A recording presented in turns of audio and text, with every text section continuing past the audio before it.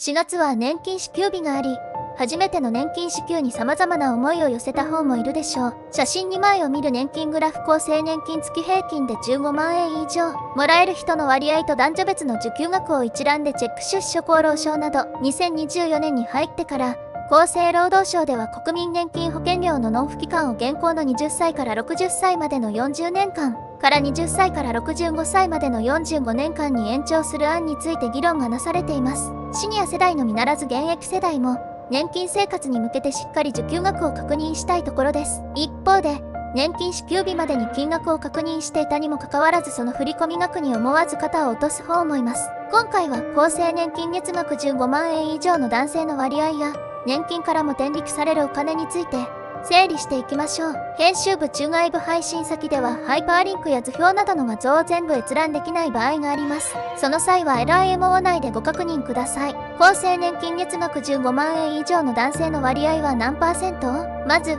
厚生年金を月額15万円以上受給している人の割合を見ていきましょう。全体平均年金月額14万3973円。男性平均年金月額16万3875円。女性平均年金月額10万4878円。月平均受給額は14万3973円であり、男女では約6万円の差があります。15万円以上16万円未満に属する人は99万4044人です。また、15万円以上の厚生年金を受給している方は737万6574人。割合にすると 46.1% です。50% の方は受給できていますが、男女別に見ると男性が 64.9%、女性が 9.3% となっています。そもそも厚生年金に加入して働き続ける女性が少なかった時代なので、こうした男女差があるのは仕方のない側面もあります。このような男女差は今後は徐々に解消されていくと考えられます。では、厚生年金が15万円以上あれば老後は安心できるのでしょうか。辞書では65歳以上の単身無職世帯の家計収支から老後の生活費について詳しく見ていきます。厚生年金が15万円以上なら老後は安心できるの？物価高や年金額の実質的な目減りにより、年金だけで生活するのは不安なのが現状です。実際に総務省の家計調査報告家計収支編2023年令和5年平均結果の概要によると、65歳以上単身世帯の可処分所得が11万4663円であるのに対して、平均支出は14万5430円であり、毎月約3万円の赤字となっています。急な入院や住宅の改修費用などの突発的な支出もあるため、生活費には変動があるものです。加えて、上記では住居費が持ち家を想定されているため、賃貸住まいの方は家賃の上乗せが必要である点にも注意が必要です。厚生年金が15万円であっても、必ずしも安泰であるとは言えないのです。厚生年金月額15万円から天引きされるお金、厚生年金の見込み額が15万円であることが分かっても、実際の振込額はもっと下がる点に注意しましょう。公的年金からは天引きされるお金があるのです。天引きされる金額は居住地や家族構成等によって異なりますが、ここでは年金から天引きされる代表的な4つのお金を見ていきましょう。介護保険料、40歳から64歳までの間、介護保険料は健康保険料に含まれていますが、65歳になると単独で支払うことになります。年金が18万円以上の場合、介護保険料は年金から天引きされるほか、介護保険料の支払いは一生続きます。勘違いする人が多い部分ですが、万が一介護状態になった場合でも支払いは継続されますので注意が必要です。年金受給者の場合、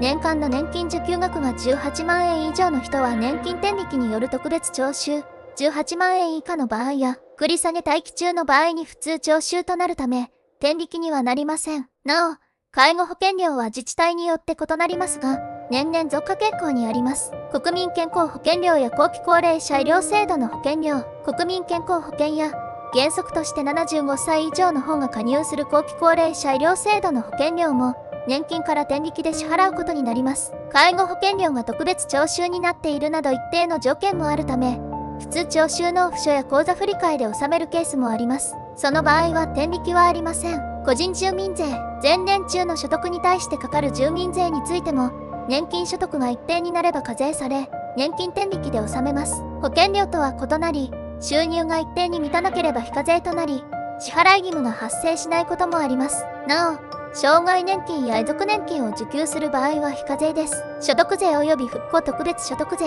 一定額以上の年金にも所得税がかかります。公的年金は雑所得となり、65歳未満なら108万円、65歳以上なら158万円を超えると課税されます。また東日本大震災からの復興のための施策を実施するために必要な財源の確保に関する特別措置法平成23年法律117号により、所得税の源泉徴収の際に合わせて復興特別所得税もかかります。ただし、収入が公的年金のみの場合、65歳に満たない人は108万円以下、65歳以上の人は受給額158万円以下の場合、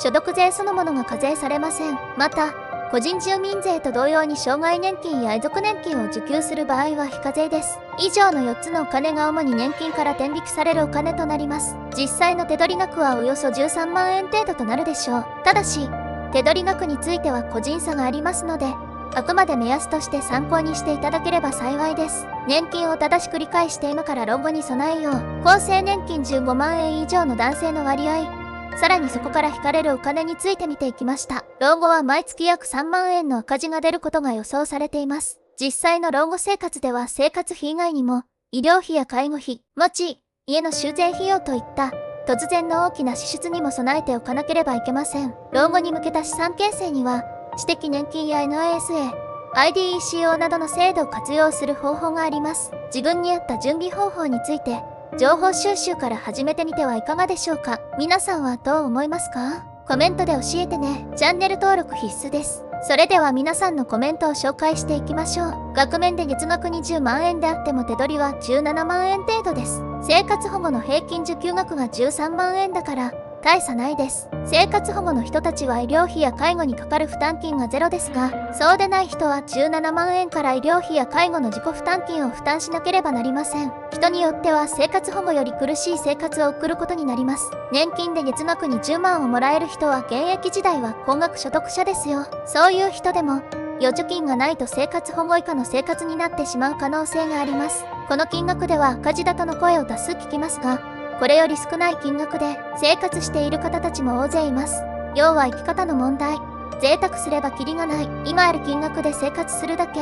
働いていた時と同じ生活では破綻します。厚生年金だけでなく企業年金や生命保険の積み立て等もしておけばより豊かに生活できますが、それを知ったのは定年間近でした。後悔先に立たず、皆さんは今から準備してください。子供が就学する前と大学卒業後、世間でよく言われるけれども、この時期は大事だなと実感します。昨今、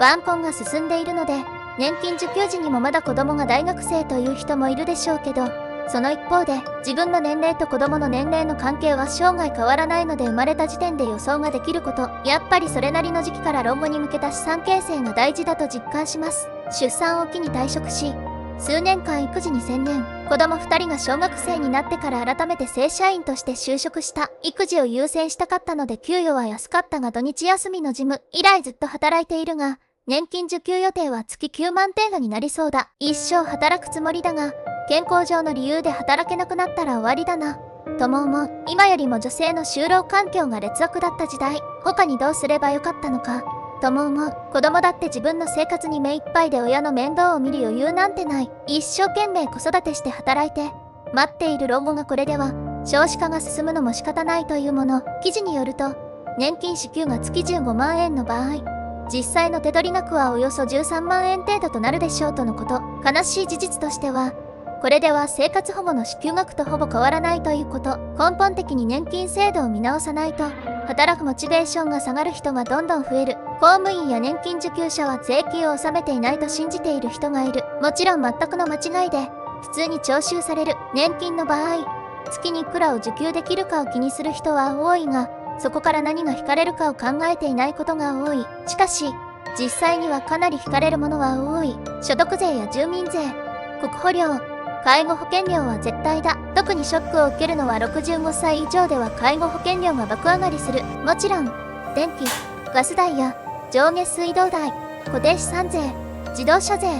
ガソリン代も生活水準や人にもよるが、結構な負担を伴う。マンション居住者や賃貸住宅に住んでいれば、管理費や家賃も必要だ。これも人によるが、高齢になると多かれ少なかれ医療費がかかる。こうして数え上げるだけでもめまいがするほどだ。生活水準をどこまで落とすか、食費や交際費、娯楽費を減らせるかが切実な課題になってくる。年金収入も多いと付加されるものも上がるので注意。ご視聴ありがとうございました。チャンネル登録は必須です。